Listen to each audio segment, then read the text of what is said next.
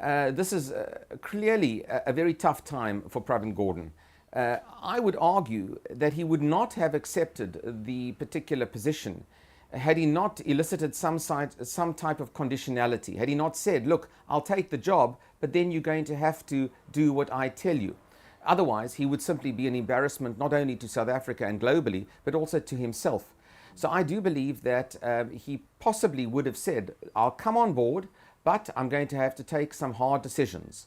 For example, I might have to draw the line on that SAA financing deal of the new Airbus aircraft that seemed to be one of the core issues on which Nene became unstuck in the position. That's the first action that I think one will be watching to see whether he takes the right decision on that.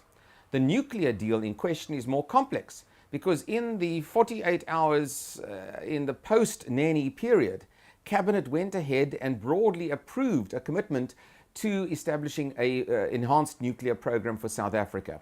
For Pravin Gordhan, this means, if he is to acquiesce to the decision, a huge capital expenditure over the course of the next decade or so, of which he will have to find the money, at least initially, on the books.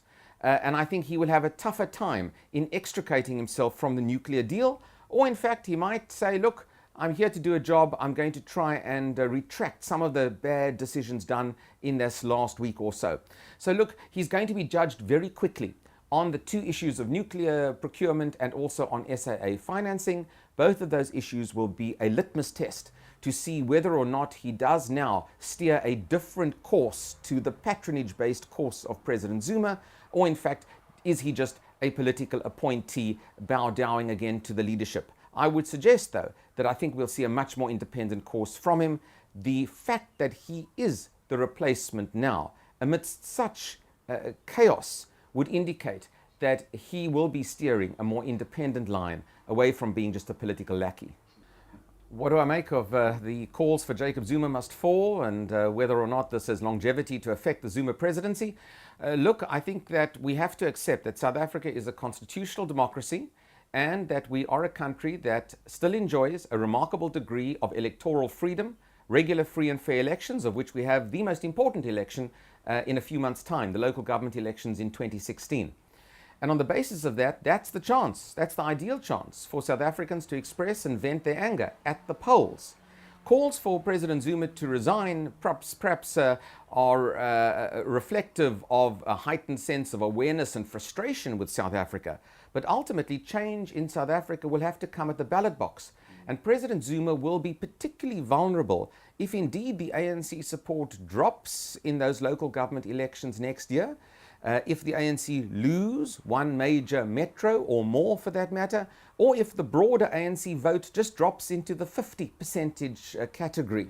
This will really make Zuma more fragile. So, South Africans can vent their frustration in terms of hashtag campaigns and street demonstrations, but ultimately it's the voters of South Africa that will have to be the real test as to whether Jacob Zuma stays or whether he goes. Within the ANC, Jacob Zuma is increasingly vulnerable.